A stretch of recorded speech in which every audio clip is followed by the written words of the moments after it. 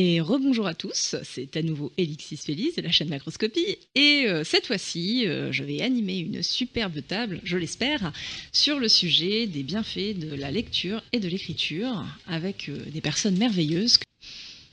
Bonsoir, moi j'étais là un petit peu avant et je m'appelle Pralinus, de la chaîne du docteur Pralinus. Voilà.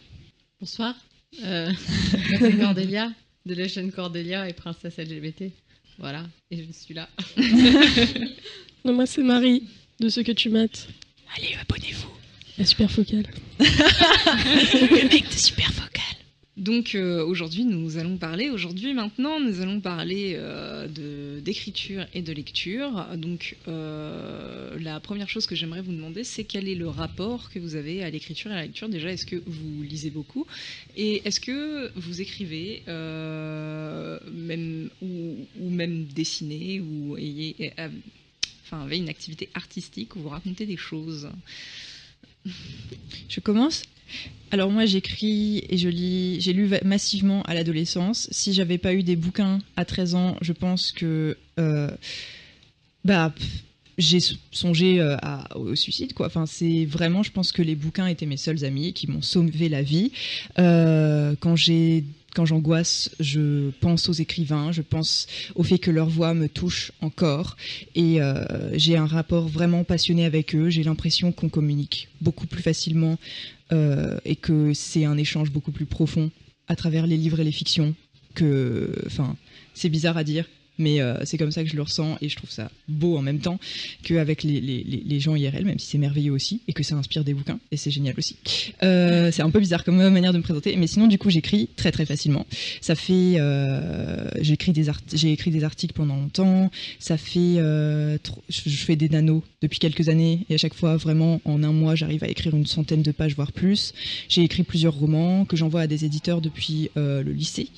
Et je continue et puis je fais des BD aussi, j'écris sous toutes les formes et la fiction c'est mon dada, voilà. Effectivement. Et j'écris des mémoires en une semaine aussi, des mémoires de 80 pages en une semaine pour la fac. J'écris très très très très très facilement. Bravo. C'est pas un bravo, c'est comme ça, c'est un fait.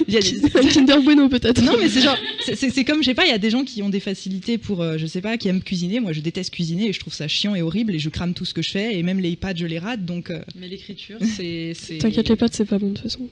non, j'aime bien. L'écriture ça devient naturellement en fait du coup. Ouais, voilà. Moi du coup je lis depuis tout petit aussi. Depuis que je sais lire en fait, voilà, sans déconner. Waouh. Non, mais j'ai commencé vraiment à lire énormément, genre beaucoup, genre un livre par jour, à relire 25 fois le même livre, des choses comme ça. J'avais 8-9 ans, je pense, peut-être 9 ans, quelque chose comme ça. Et ça a été avec Harry Potter et le Seigneur des Anneaux.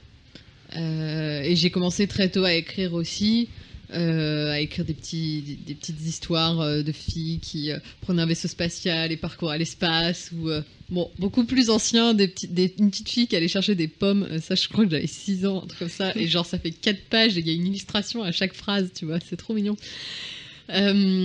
Donc voilà, et en gros j'ai jamais vraiment arrêté, que ce soit de lire ou d'écrire, même s'il y a eu des grandes pauses, en fait j'y reviens toujours, parce que c'est une manière de raconter les histoires ou de lire, enfin de recevoir des histoires que j'apprécie en fait plus que les films, plus que les séries, plus que tout autre moyen de fiction. Donc voilà. Et en plus j'ai l'avantage de lire très vite, donc c'est bien. Enfin du coup ça permet de lire plus. Oui.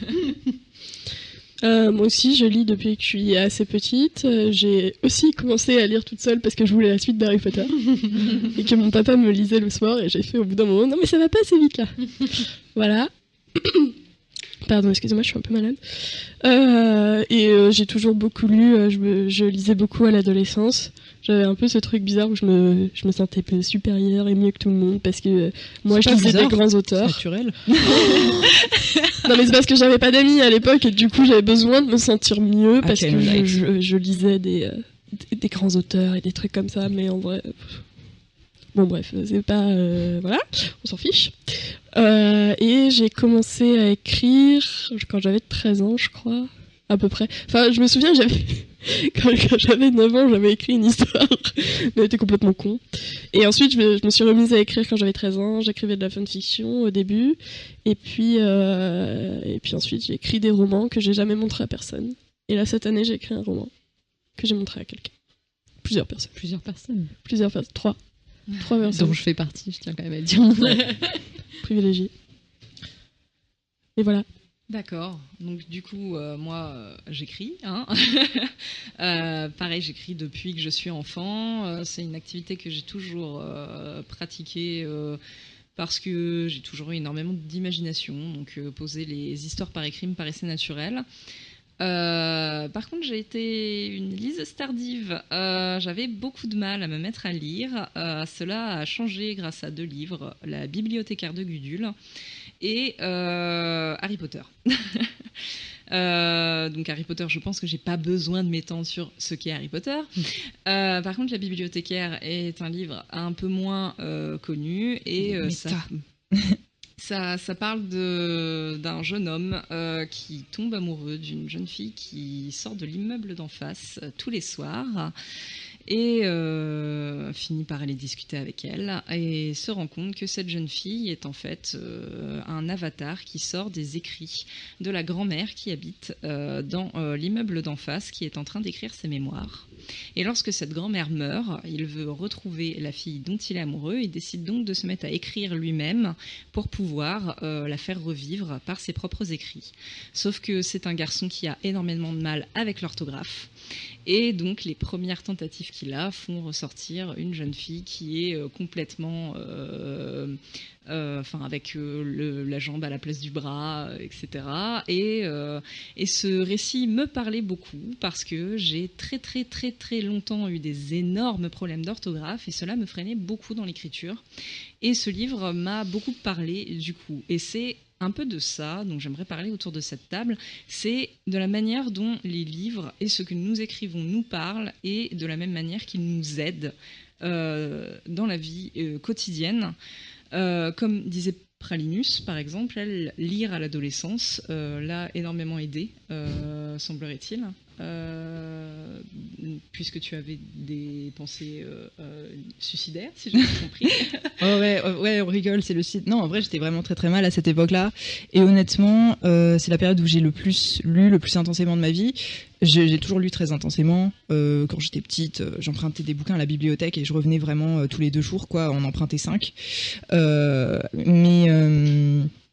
Ouais, là pour le coup, je sais que je demandais constamment, j'avais pas vraiment d'argent de poche à ma mère, du pognon, parce que dès que je rentrais du collège, j'étais trop mal et j'achetais compulsivement des bouquins parce que j'avais besoin de les posséder et je les lisais, je les relisais, je les re-relisais et j'en lisais plein. Il m'en fallait toujours des neufs, même si j'avais ce truc de relecture, c'était un espèce d'appétit dévorant et c'était comme ça que je communiquais en fait, parce que j'arrivais vraiment pas à être en connexion avec les gens de mon âge, que je trouvais immatures, que je trouvais j'avais pas du tout les mêmes centres d'intérêt qu'eux, j'arrivais juste pas à communiquer avec eux, à échanger et c'était pas leur faute, c'était pas la mienne, mais du coup ça a créé un rejet des 2 côtés. Moi, comme on n'arrivait pas quoi, et ça il y avait une violence dans ce rejet, donc j'étais pas bien. En plus, ça se passait pas très bien en termes au niveau du cadre familial, tout ça. Et les bouquins me permettaient d'avoir des contacts humains qui étaient pour le coup vraiment intenses. C'est aussi la seule période de ma vie où j'ai eu une écriture qui était personnelle, c'est-à-dire que maintenant j'écris que de la fiction ou des articles scientifiques, ou des recherches. Et à l'époque j'avais un journal intime que j'écrivais vraiment tous les jours et vraiment longuement. Et pour le coup, il est très drôle et on dirait presque de la fiction tellement il est aussi empreint de côté très de toutes ces lectures que j'avais à l'époque, très teen lit, comment ça s'appelle ça, young adult, ce genre de truc. Et ouais, donc c'était la fiction, l'écriture et la lecture qui m'aidaient à survivre. Vraiment, survivre, je pense. Et c'est pas genre une exagération ou quoi. Ouais, je comprends totalement. Moi-même, quand j'ai malheureusement des épisodes dépressifs, et comme beaucoup de gens, je pense, et dans ces périodes-là, écrire m'aide énormément, non seulement à poser des mots sur ce que je ressens, et donc à à mieux comprendre ces sentiments qui sont à l'intérieur de moi et qui peuvent paraître très abstraits quand je n'ai pas la possibilité de les avoir par écrit. Et j'ordonne beaucoup aussi mes idées quand quelque chose me submerge en l'écrivant, très souvent sous forme de nouvelles qui sont qui partent de quelque chose qui m'a touchée. Dernièrement, j'ai rompu avec mon copain, ça me fait très mal, comme ça arrive, je pense souvent, et j'ai transformé cette douleur en une nouvelle qui m'a permis de ressortir tout ça pour en faire quelque chose et pas simplement vivre cette douleur sans rien en faire. C'est marrant parce que du coup, la rupture, je me rappelle que j'avais eu un appel avec mon ex un jour, c'était à la fac. Et juste après, je bloquais sur un passage d'une pièce de théâtre que j'ai montée ensuite. Et j'ai écrit la tirade comme ça, genre juste en me basant sur le ressenti direct. Plah, un truc horrible, visqueux et dégueulasse. Mais genre, c'était sorti. C'était une fois dans l'instant comme ça. Tu le fous sur l'ordi. Ça, tu sors tout de façon brute. Il y a peut-être les deux geeks sur les pianos. Les deux geeks qui pianotent. Je fais du community management. C'est important. C'est important. Exactement. Oui. L'écriture, oui, tout ça, les stylos, fou là. Mais de la même manière que lire des passages de livres parfois résonne énormément en moi en fait et me permet de mettre des mots sur des choses. Je ne sais pas si vous avez déjà ressenti ça, de comprendre quelque chose grâce à un passage de livre en fait. Moi c'est pas tellement ça en fait, c'est vraiment plus du divertissement et de l'évasion dans le sens où ouais, j'ai besoin d'un truc autre quoi qui va me faire voyager. Enfin, ça a été beaucoup ça dans mon adolescence, c'était je lisais des univers fantastiques, des choses typiquement le Seigneur d'Anneaux, de la fantasy, des trucs complètement fantastiques qui justement me permettaient de sortir de mon quotidien. J'avais pas envie de comprendre ce qui m'arrivait, pourquoi je me sentais mal, pourquoi, etc. J'avais juste envie de penser à autre chose en fait et de faire autre chose et voilà. Alors après, maintenant, ça a un peu évolué parce que aussi, je suis devenue militant, parce que j'ai envie de faire passer des messages et je veux parler du monde d'aujourd'hui. Alors, ça peut être en parlant du monde contemporain, justement, ou de façon un peu plus métaphorique et un peu plus cachée, si on fait des univers imaginaires, mais bon, là, je me concentre plus sur le contemporain. Du coup, ça va être, porter des messages, essayer de faire résonner des choses, justement, chez les gens, parce qu'en fait, il y a quasiment rien qui a résonné en moi à l'adolescence. On m'a proposé, c'est con à dire, mais toutes les romances hétéros me parlaient pas forcément. Les personnages tous masculins cis, ok, pourquoi pas. Enfin, je me suis beaucoup identifiée à des personnages, évidemment. J'avais envie d'être ces personnages, de vivre leurs aventures, etc. Mais il y avait rien il y avait pas grand chose en fait qui me raccrochait à ma vie de tous les jours, qui aurait pu m'aider à comprendre ce qui se passait, etc. Parce qu'en plus il y a énormément de livres aujourd'hui qui sont des romans traduits aux États-Unis. La littérature jeunesse, en vrai, les éditeurs se mouillent pas non plus beaucoup, souvent. Il y a beaucoup de traductions et du coup, c'est pas le contexte qu'on connaît. La vie d'un adolescent de 16 ans aux États-Unis, elle est pas la même que ma vie de 16 ans de moi qui prenait le bus et qui n'a pas le permis en fait. Du coup. Exactement. Et en plus, comme on représente toujours les classes les plus, forcément c'était ceux dont on parle, c'est ceux qui ont des voitures et qui est offert par papa et maman aux États-Unis quoi. Donc, oui, ça n'avait rien à voir avec mon quotidien. Donc, je sais pas trop où je vais en venir, mais voilà. Non, mais la représentation dans le livre était quelque chose que je voulais aborder aussi, parce que, effectivement, quand j'étais adolescente et que je lisais beaucoup aussi d'Heroic Fantasy, en général, c'était un jeune homme, etc., qui partait à l'aventure, sauf que moi, je n'étais pas un jeune homme. Donc et quand il y avait une jeune fille, elle était soit une fille qui n'avait pas l'air de pouvoir exister dans la vie de tous les jours, soit une cruche. Donc c'était difficile déjà pour moi qui suis cis, j'ai été assignée fille et je me sens fille, et etc. Et donc je me dis que pour des personnes qui sont LGBT+, etc., ça doit être encore plus difficile de pouvoir retrouver de la représentation au sein des livres et donc de pouvoir s'accrocher à des personnages de livres pour pouvoir se construire en fait. Tout à fait. Non, mais si, moi j'ai écouté, merci déjà pour votre commentaire. Oui, donc pour cette question de est-ce que la littérature et l'écriture aident à surmonter des périodes difficiles, moi j'écris pas et je lis pas quand je vais mal. C'est des moments où je suis incapable de le faire. Et même quand j'essaye, je refuse de le faire parce que je refuse de garder des traces de ces moments-là. Je jette, j'efface, je veux pas que ça reste. Donc c'est pas quelque chose que je considère comme être une échappatoire. Les moments où j'écris, c'est les moments où je vais bien en général, et les moments où je lis, c'est aussi des moments où je vais bien. J'aime pas, je me plonge pas dans un livre pour oublier ce qui m'arrive ou pour réussir à trouver dans un livre quelqu'un qui va me ressembler, m'aider et voir comment il ou elle a réussi à surmonter la situation. Je préfère lire quand ça va, quand je suis en capacité d'apprécier pleinement les histoires, parce que moi, c'est très personnel, mais moi, quand ça va pas, je suis pas en capacité d'apprécier pleinement les histoires qu'on me propose. Et c'est pareil pour l'écriture.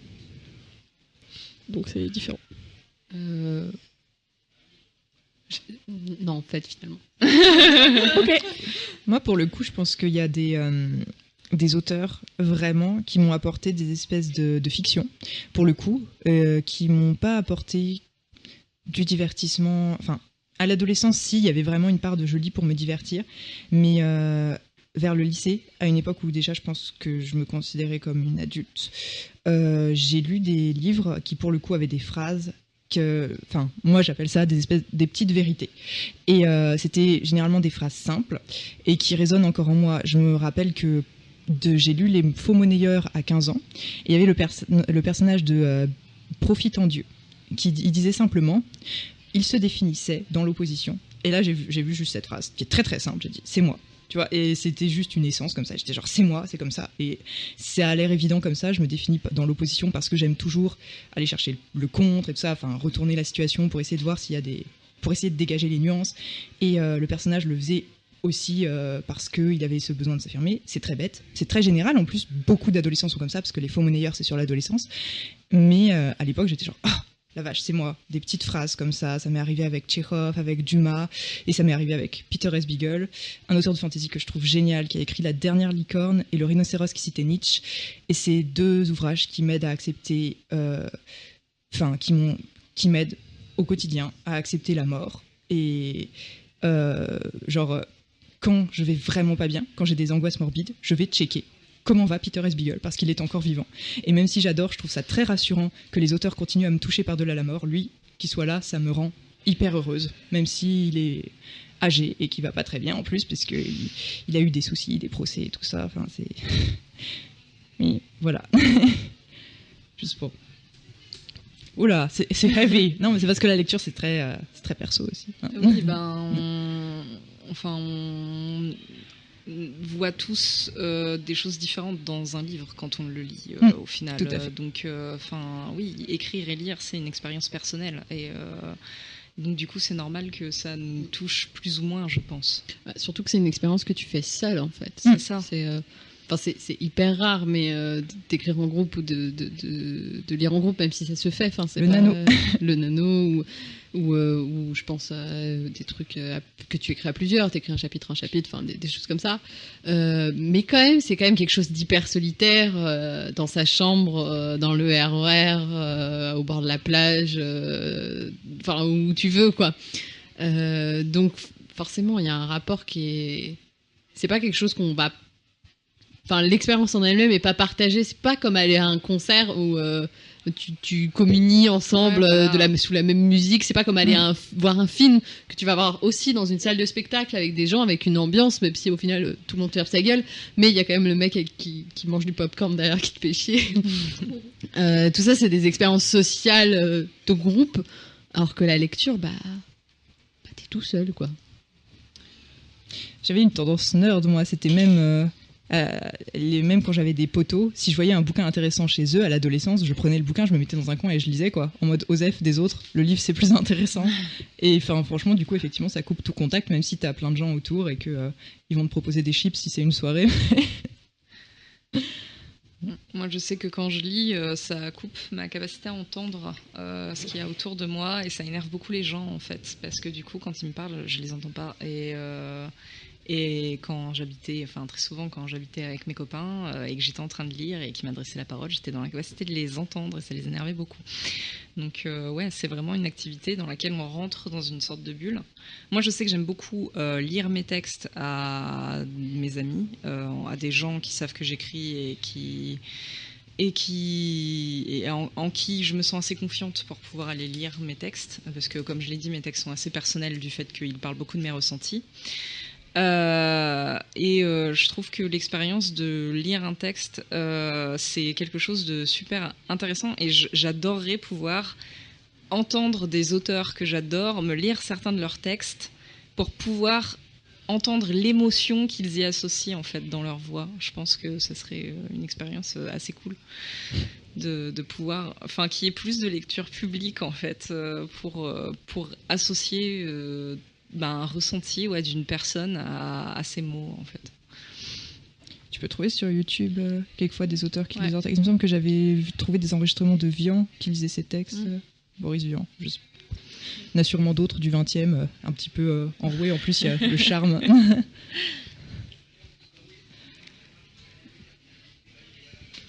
J'ai l'impression que l'ambiance est plombée. Dis à quelque chose à... Oui, vas-y donc. Alors bonjour, moi j'étais là depuis le début. Elle était cachée. Comme Sandra. J'étais cachée. Voilà.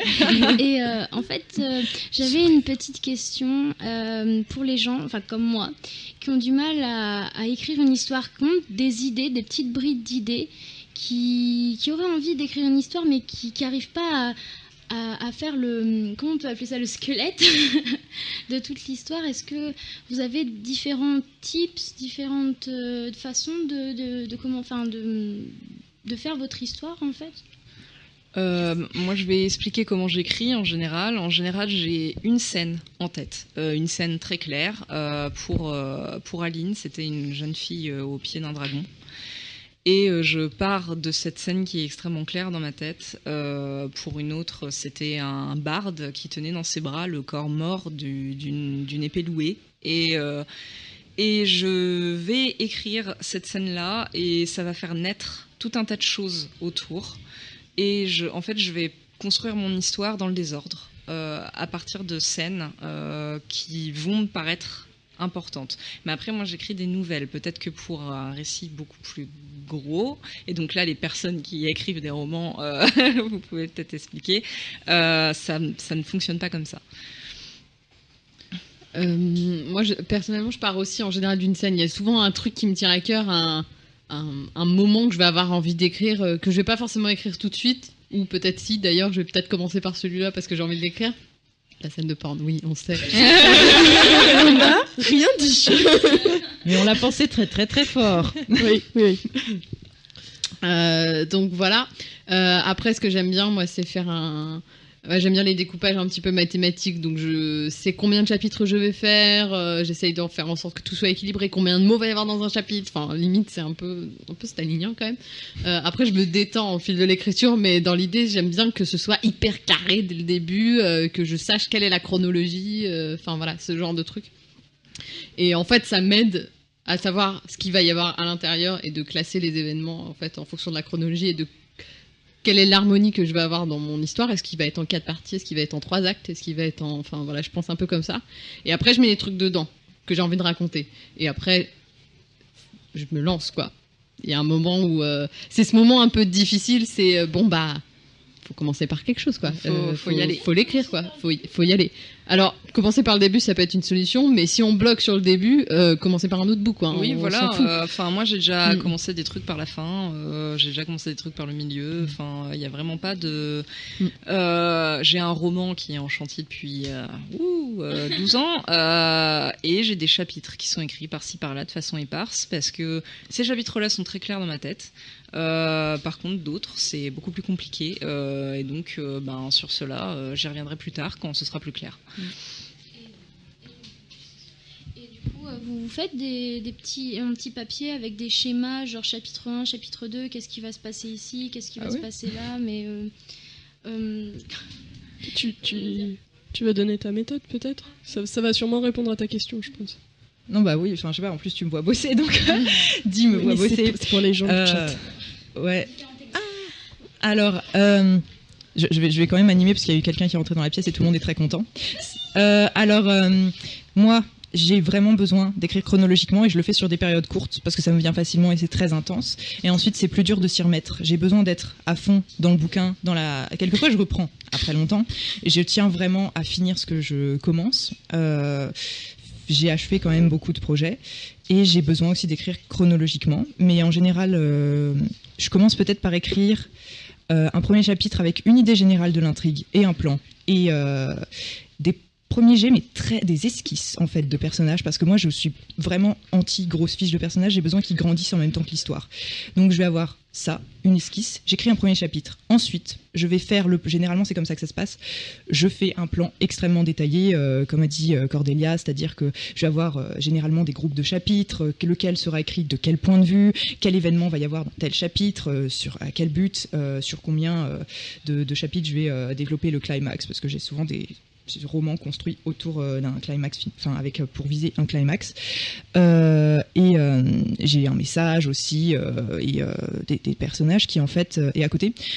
J'ai donc ce schéma qui est assez figé, mais au final généralement il évolue. C'est-à-dire que mes événements vont pas forcément arriver à l'endroit où je l'avais prévu, que y a des événements qui vont se changer parce que j'ai écrit quelque chose avant qui fait que maintenant c'est devenu impossible que ça se passe comme ça et il faut retomber sur ses pattes. Donc c'est une lutte entre le premier plan et ce que mes personnages, ce que mon intrigue est devenue toute seule. J'ai toujours l'impression qu'en fait moi mon écriture je la vois comme je suis un archéologue et il y a un petit morceau de fossile qui dépasse et je suis en train de passer un petit pinceau sur le fossile, là je dégage et d'un seul coup, paf, il y a un énorme bout de squelette qui apparaît par là et en fait non, il n'y avait rien là et donc je dois repartir d'un autre côté. Donc c'est une espèce d'exploration constante. Alors qu'une amie m'avait parlé de son écriture comme la construction d'un château.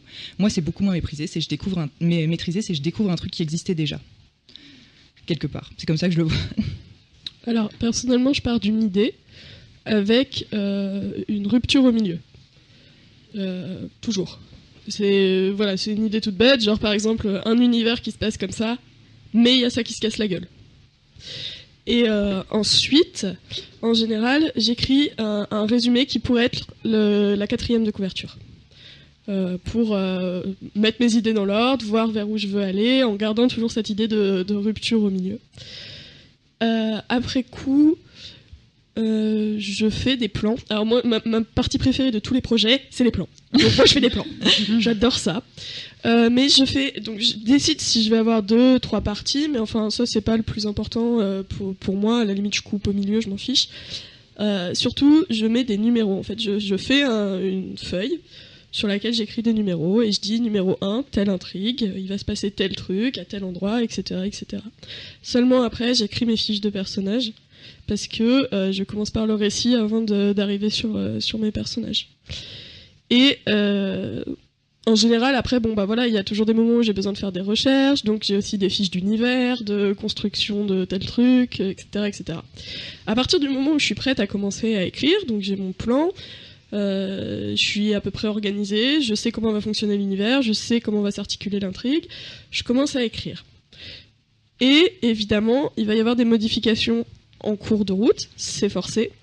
Ce que je fais, c'est que je reprends toujours les documents que j'avais préparés au début pour intégrer systématiquement toutes les modifications que j'ai faites en les mettant en update, en disant non, finalement ça se passe plus comme ça, pour garder une trace de comment l'histoire était au début, mais ne pas oublier qu'elle a bougé parce que en fait c'est bête, mais parfois il y a des points de détail et on oublie que telle chose s'est plus passée, tel truc qu'on avait très clairement imaginé finalement est devenu beaucoup plus flou, tel machin a bougé, tel personnage est plus né à cette période-là, machin, etc. Et du coup, je fais super gaffe à toujours bien entretenir mon plan et ma feuille de façon à ce que toutes les updates soient dessus pour être sûr de ne pas me tromper, parce que sinon il y a des incohérences et je pense que c'est ce qui m'énerve le plus. Voilà. Je suis beaucoup plus bordélique que tout. Moi, j'ai pas de fiche de personnage. Des fois, je fais des plans, mais vu que de toute manière, on dirait que mes persos, c'est des joueurs de JDR qui font n'importe quoi. Ça se part toujours en couille.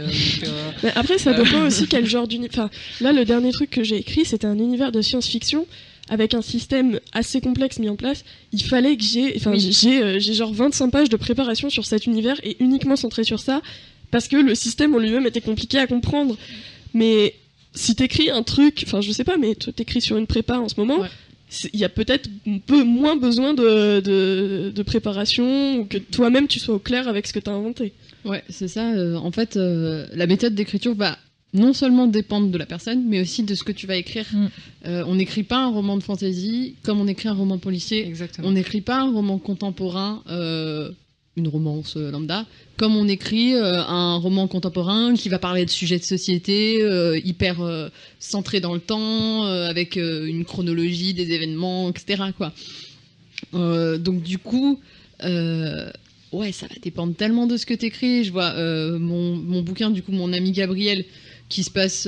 bon, il y a une chronologie, mais en fait, elle a tellement bougé, j'ai juste rajouté des trucs. Ah bon, bah là, il a tel type de téléphone. Ah bah là, il va jouer à tel type de jeu vidéo. Mais en vrai, c'est tout ce qu'il y a chronologiquement, quoi. Et du coup, en plus, je l'ai écrit sans fiche perso, sans plan, comme ça, YOLO, juste en structurant au fur et à mesure, en me disant, il y aura 7 chapitres par partie, il y aura 3 parties, ça fera 42, enfin, des trucs comme ça, quoi. Alors que là, c'est aussi du contemporain, mais du coup, il y a 4 personnages. J'ai commencé par les fiches personnages avant même de savoir ce qui allait leur arriver, parce que justement, le but, c'était de faire évoluer des personnages avec des personnalités précises dans un contexte, et de les balancer là-dedans et de voir comment ils évoluent.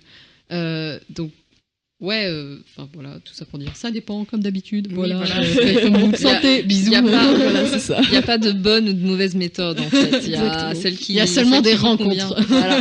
Je dirais qu'il n'y a pas de bonne ou de... Après, il y a d'autres trucs qui peuvent aider aussi à construire son récit.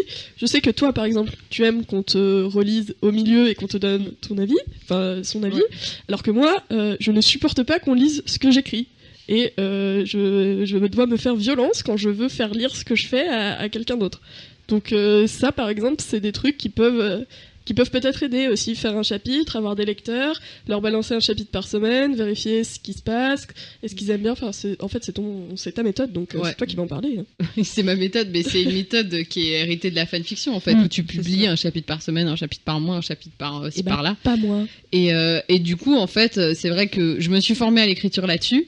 Quand bien même l'écriture de fanfiction est un exercice à part entière, moi ça a été une vraie formation de tester comment on construit un personnage, comment il marche, comment les personnes qui lisent peuvent avoir de l'empathie ou pas, comment construire un récit avec une révélation au milieu, comment mettre des indices petit à petit et hop, retourner la situation à la fin. C'est des trucs que je savais pas faire et que je galère encore à faire, mais du coup ça me permet...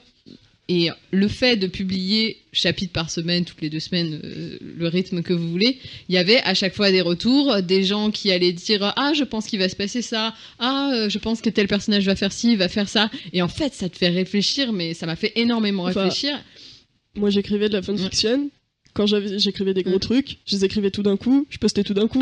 J'ai jamais fait semaine par semaine. Moi, c'était semaine par semaine. Et ils interagissent au milieu de l'histoire, ils donnent leur avis. Moi, ça m'énerve, ça.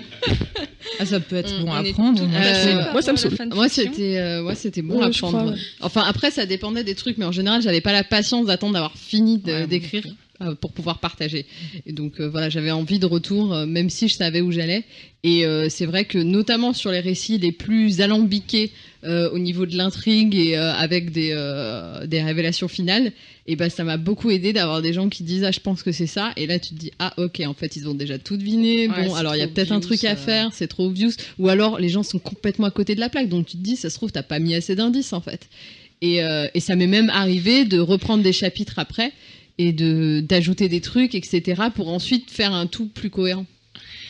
Je trouve aussi que passer par la fanfiction pour apprendre à écrire, c'est vraiment quelque chose qui aide énormément à se forger, déjà parce que l'univers existe déjà. Je trouve pas que ce soit forcément une facilité perso. C'est pas forcément une facilité, non, mais en fait t'as un public. Et c'est ça. C'est le public, mais c'est pour le coup, c'est un argument que les écrivains qui refusent la fanfic ont, c'est oh non, mais c'est paresseux d'écrire de la fanfic parce que l'univers existe déjà. Non mais fuck off guys.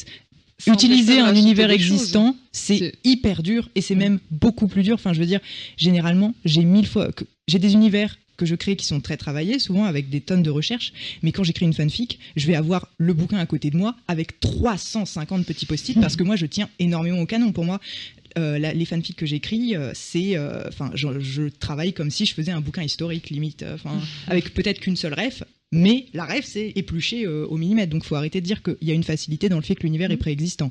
C'est pas forcément une facilité. C'est peut-être un truc qui angoisse moins, on va dire. Je pense pas. Perso, moi, ça m'angoisse plus que tout, justement, de découvrir après coup que j'ai manqué ce détail et que du coup, ma fic est incohérente avec le canon. Là, je suis en mode...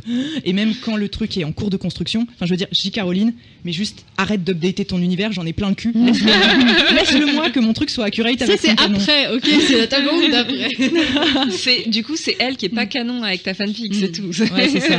Mais ouais, je pense que ce qui change vraiment, ça va être le fait que tu puisses avoir un public facilement et d'avoir des retours. Parce que globalement, quand t'es personne te connaît et que t'écris un truc original, globalement les gens s'en foutent. Ta maman qui va dire c'est très bien. Oui, voilà. Il y a ta maman qui va dire c'est très bien si tu l'as passé le lien. Alors que si c'est de la fanfiction, pour peu que tu commences pas par faire des OC et que tu fasses des pairings ou des personnages qui existent dans le canon. Même avec des OC, t'as même avec des OC, un original character, c'est-à-dire un personnage que tu vas créer toi. Moi aussi j'ai fait des OC et ça a très bien marché, mais ouais, il y a déjà un public qui peut, mais même si c'est 3 personnes au début et après, et le truc c'est que ça peut vraiment grandir et tu peux vraiment avoir un public qui va suivre. Et puis souvent au début t'as des gens, tu vas te retrouver avec une espèce de micro-communauté de gens qui ont le même niveau que toi. Parce que quand tu commences à écrire à 13 ans, moi j'ai commencé à écrire de la fanfic. J'écrivais évidemment avant, mais évidemment, pour moi j'ai toujours écrit, mais à 13 ans j'ai commencé la fanfic et à mettre mes trucs en ligne, et j'ai eu une espèce de microcosme de baby écrivains autour de moi, et on écrivait des trucs avec le même niveau qui était pas très bon, mais disons que on avait un peu les mêmes bails de j'essaie de coller au canon, je vais avoir des OC, je vais développer des personnages secondaires plutôt que les gros pairings. Du coup on avait ces personnes-là, on était, 5-6, qui se soutenaient, on s'entrelisait régulièrement, et forcément, tu continues à évoluer avec ces gens-là. Aujourd'hui, je suis en contact encore avec quelqu'un que j'ai rencontré à cette période-là, et on continue à évoluer dans notre écriture, chacune de notre côté. Mais du coup, on avait commencé ensemble, et c'est cool d'avoir aussi le fait de rencontrer d'autres auteurs et d'évoluer. Et c'est vrai que le fandom et la fanfiction est un bon moyen de rentrer quelque part, quoi. Et on revient sur la lecture, en fait. C'est ça. Parce que pour pouvoir entrer dans un fandom, il faut le lire. C'est ça, c'est mieux en général. Sauf si c'est Supernatural. Si c'est Supernatural. Il y a beaucoup de méta aussi, des fans qui vont écrire...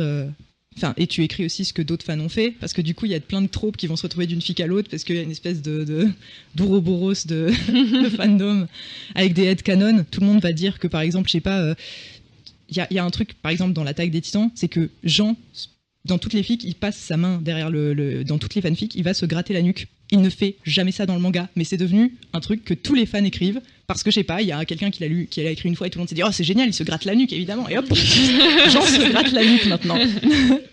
Ok.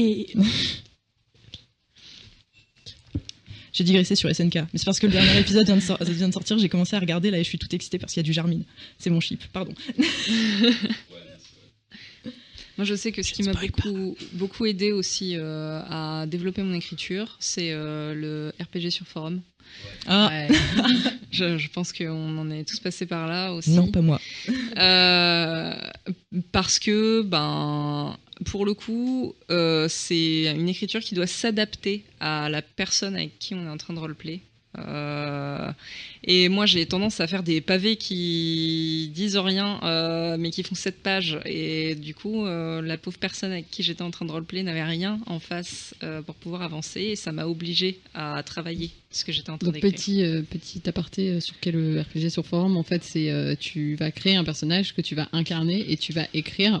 En général, avec une personne, ça peut être à 3 à 4, etc. Et en gros, chacun va écrire une partie de l'histoire sans forcément savoir ce que va écrire l'autre. C'est un peu sur le principe du cadavre exquis, sauf que c'est dans un univers dédié, avec des intrigues qui sont mises en place par des admins, etc.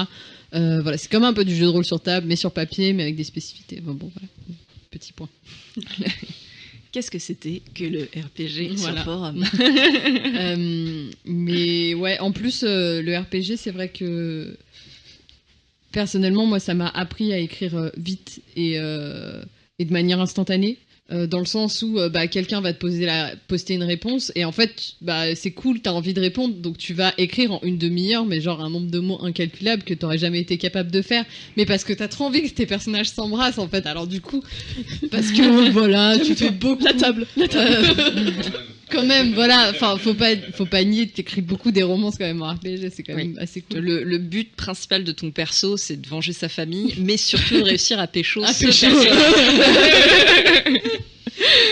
Mais voilà, et ouais, je sais plus qu'est-ce que je disais. Mais voilà, écrire vite, tu t'en fous des fautes d'orthographe des fois. Enfin, aussi se détendre un peu de tout ça, se détendre de la forme et juste se concentrer sur la production de texte et l'inventivité. Qu'est-ce que tu vas mettre dedans?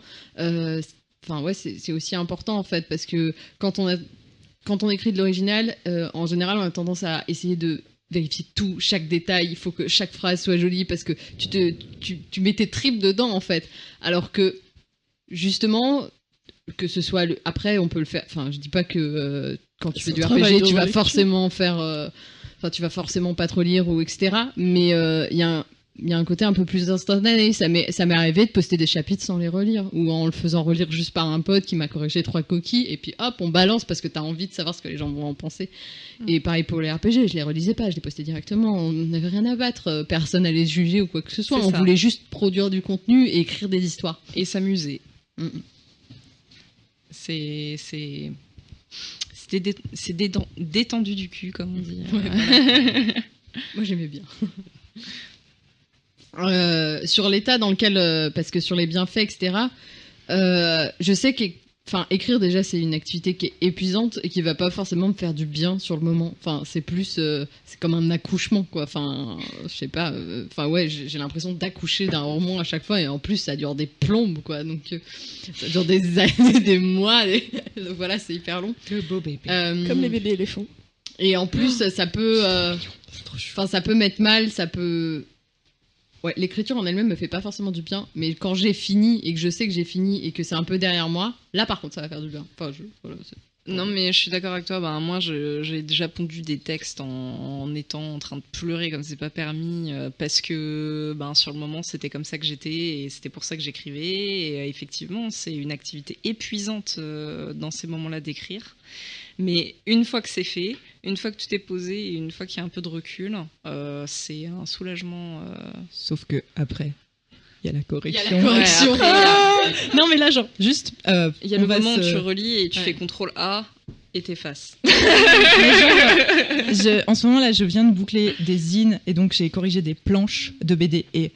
Oh mon dieu, c'est la tâche la plus horrible au monde. Genre corriger des fautes d'orthographe, à la limite, tu te replonges un peu dans l'intrigue quand tu dois corriger tes planches. C'est genre, tu vas enlever les petits traits qui dépassent des cases. Et tu fais ça pendant des jours et des jours sur des centaines de pages. Et j'en peux plus. Mais bref, par contre, du coup, ça m'a fait relire des planches. Que sur le coup, effectivement, genre, j'ai l'impression que je me mets en mode travail, en fait. Et même si j'adore ça et que je vis pour ça, genre, je ressens pas grand-chose. Même si au moment où j'ai inventé le truc, je suppose que je ressentais des choses, mais genre je suis un peu en état second. Et puis genre j'ai relu des planches sur lesquelles les gens m'avaient fait des retours du style oh j'étais trop émue et tout, limite ça m'a fait pleurer. Enfin j'ai peut-être eu des retours où ça m'a fait pleurer, je me rappelle plus exactement. Et bref j'étais là, ah mais c'est vrai, c'est un petit peu émouvant ce que j'ai écrit. En fait, mais sur le coup, j'ai genre balancé le truc, j'étais allez hop. Et tu t'en rends pas forcément compte de l'effet que ça peut faire aussi, même si t'écris pour être lu aussi. Voilà, donc. Ça dépend. Avec Dieu. Moi perso, même mon journal intime, je pense que j'écrivais de façon un peu esthétique parce que je me disais ça serait marrant à relire, effectivement. Même si c'était pour être lu par la moi du futur. J'ai relu mon journal intime et j'étais en mode putain, t'étais drôle quand même. Même si t'étais méga triste et pas bien, t'étais drôle. Moi j'écris. Déjà, moi j'ai pas ce sentiment de soulagement quand j'ai fini.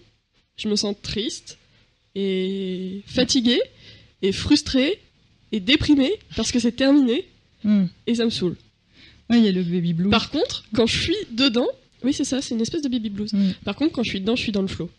Et je peux écrire 6-10 heures d'affilée, je m'en fiche. Je veux juste savoir ce qui va se passer après. Et c'est pas grave de rien faire d'autre. Et ça me fait pas du mal. C'est vraiment des moments où je vais bien. C'est pour ça d'ailleurs que je le fais quand je vais bien. Parce que je veux savoir ce qui va se passer après. Et je veux écrire ce qui va se passer après. Je sais ce que j'ai prévu, etc., etc. Et c'est aussi pour ça que je pense qu'on n'attend pas tous la même chose de l'écriture et la littérature. Ouais, tout à fait. Autour de cette table. Et moi, par exemple, j'écris pas forcément pour être lu. Je sais que j'écris pour moi, parce que ça me fait du bien d'avoir des personnages. Je me plonge dans la vie de quelqu'un d'autre, quelqu'un qui n'est pas moi. C'est assez cool aussi. Et c'est pour ça qu'il faut que j'aille bien, parce que quand je vais pas assez bien, j'arrive pas à m'intéresser aux autres. Mais du coup, c'est pas forcément pour être lu. Et le fait qu'il y ait des gens qui me disent « j'ai envie de lire ce que t'écris », moi, ça me provoque des angoisses. Alors qu'il y a des gens qui très facilement donnent ce qu'ils ont écrit en disant bah tiens voilà j'ai écrit ça, j'en suis assez fière, c'est cool.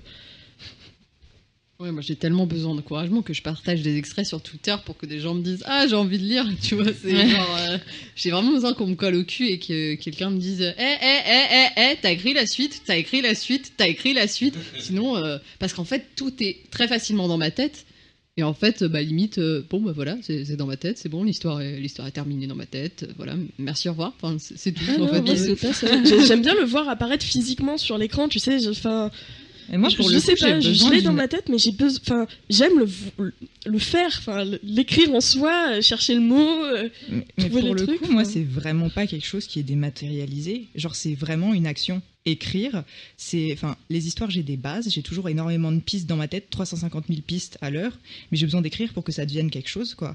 Et j'ai effectivement, et ça change tout le temps, et vraiment, c'est marrant parce que je trouve ça tellement différent de ma perception, de ma manière de faire, c'est intéressant. Mais du coup, moi, effectivement, j'ai des facilités énormes à partager mes textes, j'ai absolument pas de pudeur à ce niveau-là, je publie très facilement, mais j'ai tout le temps l'impression que ça va saouler les gens parce que je suis hyper active et du coup de toute façon je dis pas le tiers du quart de la moitié de tout ce que je fais artistiquement et en termes de création de fiction parce que je sais que personne n'arriverait à suivre tout ce que je fais, donc déjà il y a ça et j'ai l'impression de saouler les gens tout le temps, je réclame tout le temps des retours à tout le monde, mais genre tu me dis ça va les faire chier c'est genre j'ai besoin qu'on me lise, mais j'ai peur de faire chier. Oui, je comprends. Moi, j'ai pas peur de faire chier, j'ai peur que ce soit inintéressant. Voilà, c'est tout. Je fais pas lire. C'était bien. Oui, mais je crois pas que je le reprendrai. Ah ouais ? Ouais. Bon, on en reparlera après. Ouais, on en parlera après. Attention. Mais oui, j'ai peur que ce soit pas intéressant. C'est pour ça que je veux pas le faire lire. C'est pour ça que je montre pas mes dessins. C'est pour ça que je chante pas trop non plus en ce moment. J'ai peur qu'on me dise ça m'intéresse pas. Ça, c'est un truc qui est très profondément ancré. Et c'est pour ça que je conseille très peu de bouquins aussi. J'ai très peur que les gens qui sont proches de moi, que j'aime, qui me demandent tu veux pas me conseiller un livre, je leur prête mon livre et me disent à la fin un truc qui est important pour moi, qui a compté pour moi, me disent ah ça m'a pas intéressé. Ah, ça fait mal ça.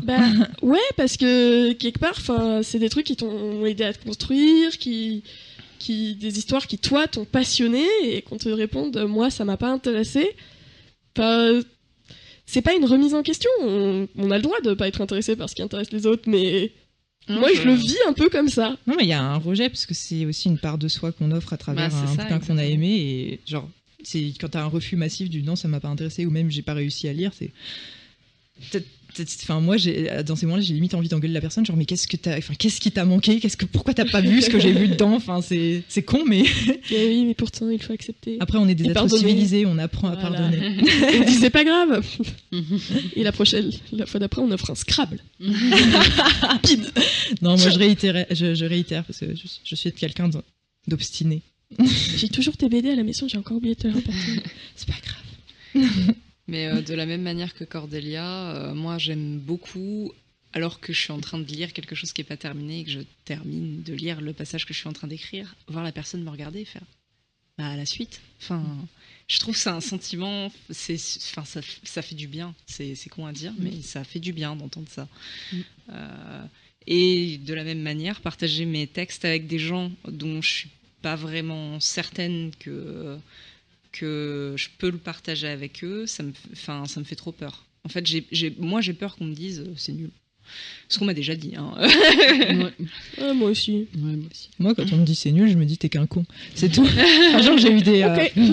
On m'a jamais dit c'est nul, tout de but en blanc. À chaque fois, on me dit il y a des éléments intéressants, mais ça va pas. Et généralement, quelquefois, ça amène à une remise en question. Mais je pense que si je suis aussi productive, c'est aussi parce que j'ai une incroyable capacité à me dire t'es qu'un con. Genre, au début, ça fait mal, et puis au bout de 2 minutes, je me dis mais c'est qu'un con. Il a rien compris. Et donc je continue aveuglément. Peut-être tu vas finir par t'améliorer, parce que ça fait quand même son chemin. Et en général, j'en prends compte des mois après, en donnant aucun mérite à la personne pour m'avoir guidé là-dessus. Hein. C'est qu'un con. Ça reste qu'un con. L'orgueil.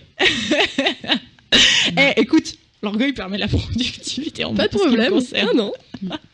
Non, mais une méthode comme une autre. C'est un moyen de se protéger aussi. Hein. Voilà. Non mais on se fait des signes. On se fait des signes parce que c'est bientôt fini. Je veux faire ça. C'est rigolo. C'est très le sexe. Dis donc.